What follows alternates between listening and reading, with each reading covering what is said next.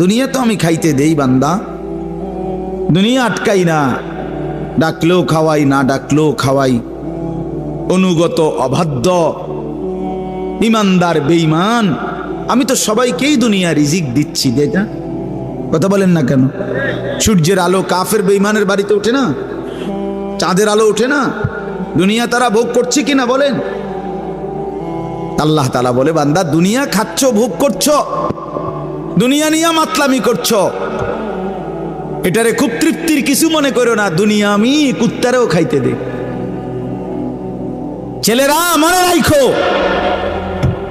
শুধু ভাত মাছ খাইতে পারতেছো আর ঘুমাইতেছো আর মোবাইল টিপতেছো আর নর্তকী দেখতেছো। আল্লাহ চেনো না, আখিরাত চেনো না, কবর চেনো না, মৃত্যু চেনো না, জাহান্নাম বুঝো না, জান্নাত বুঝো না, আল্লাহর ভয় বলতে কিছু চেনো না। শুধু মনে করছো খাইতেছো আর ঘুমাইতেছো।